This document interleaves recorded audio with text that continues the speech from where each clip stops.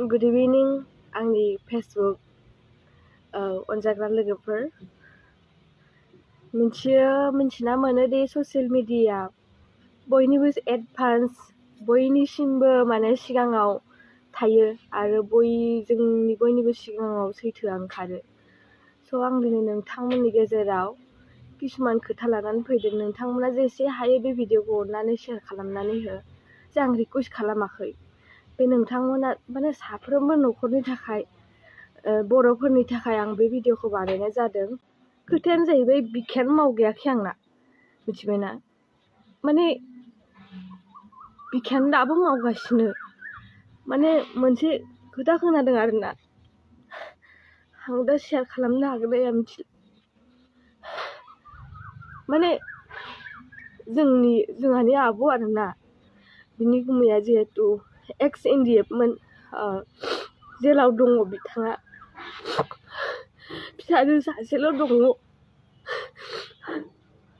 माने जेबो नोङा मोजाङै थानायमोनबा, खिन्थु मैयायो फैदों, नाहैनानै बिब'आ फैदों। जेबोथ' खबर मोनला नालाय जिहेतु। माने दा मानसिया बिखाया आलौगासिनो आरो मोदोमाबो बुजोब्बाय होनदों। जुदि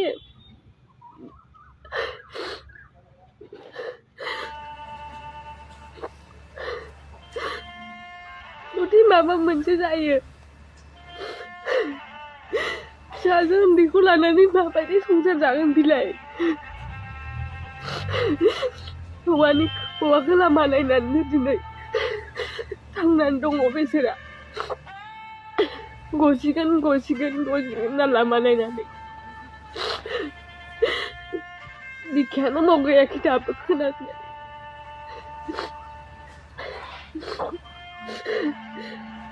मायाव टेररिस्ट जोनोम जायो, मायाव उग्रबादि जोनोम जायो, निसय नोंथांमोना मिथिगौ। माबा मोनसे गोथौ दुखु मोननायनि थाखाय उग्रबादि जायो ना। दाबो मावगायाखै, मिथिबायना? आं मिथिला गिदिर गोलावा मा खामानि मावबाय दङ, मानो बिबायदि खालामबाय दङ मिथिला आङो।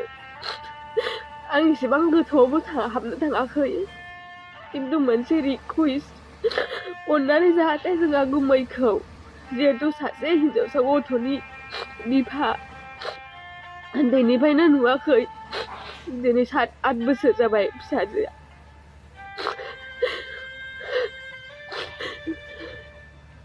मोनसे रिकुवेस्ट, प्रकाश नार्जारि, जिथुनिखि आबसुनि गिदिर लिडार, नोंथांमोनखौ अननानै रिकुवेस्ट खालामो आङो, जाहाथे जेलाव थांनानै खेबसे खबर लाहै, बिसोरखौ नाहै, मा जादों जाहाथे बिसोरनि ट्रिटमेन्टआव मा नांगौ नोंथांमोना एसे मदद खालाम। बेखिनिखौ आं रिकुवेस्ट खालामो, जाहाथे जोंहाबो राहा गैया। जे बेनि जिखिनि नांगौ, जिखिनि ट्रिटमेन्ट खालामनायनि सुबिदा, बेफोरबायदिखौ जोङो होनो हाया। मा होनो, जोंहा गुमैनि स्ट'रि, दिलीप बसुमतारी, बिथाङा जादों बिश्वनाथ सारियालिनि सासे CEO मोन। ओमफ्राय बिथाङा जेब्लानोखि आफादाव हाबनानै दंमोन, बिथाङा बर'फोरखौ ओरैबायदि मदद खालामदोंमोन, जेराव दा आङो बारा जागोन बुंबोला आरोना।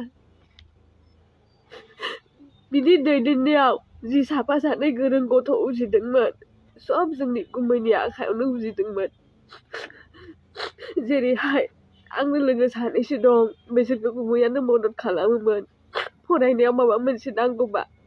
आरो गैजा रोङि न'खरफोरखौहाय हा हु बायना होयोमोन, सोरनोबा मोसौ बोरमा बायना होयोमोन। आरो आफादखौ ओरैबायदि सिबियोमोन, बियो हारिखौ ओरैबायदि सिबियोमोन, जेराव गावहा रिटायार जाखाबाय आरो अननानै 2 इयार्स आं हारि रैखा खालामबावगोन होननानै बिब'खौ गथ'जों गथायजों गालायनानै बियो आफादाव हाबहैबावदों। इमान हारि सिबियोमोन, नाथाय बियो दिनै मानो नायफिनजायाखैथाय?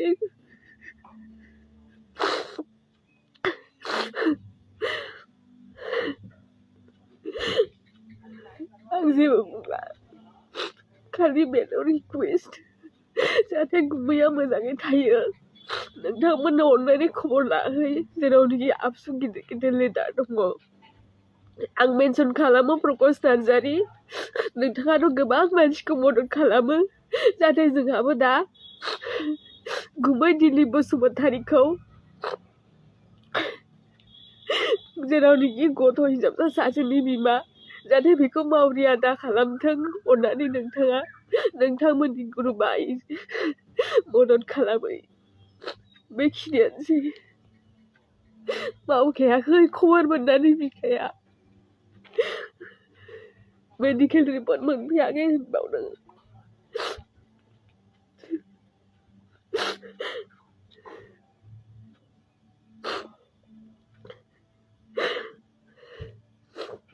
आं जेबो होला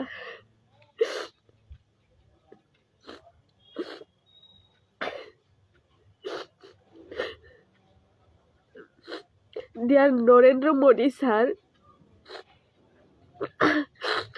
आप तो इतनी बड़ी हो ना सबकी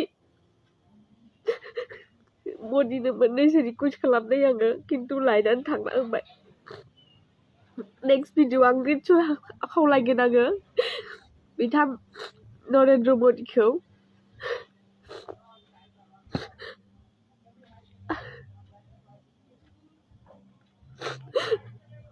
मा जागोनथाय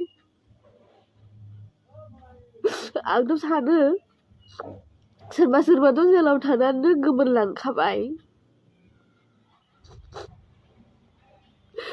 जाहाथे जोंहा बिब'खौबो आं बिदि नायनानै थानो हानाय नङा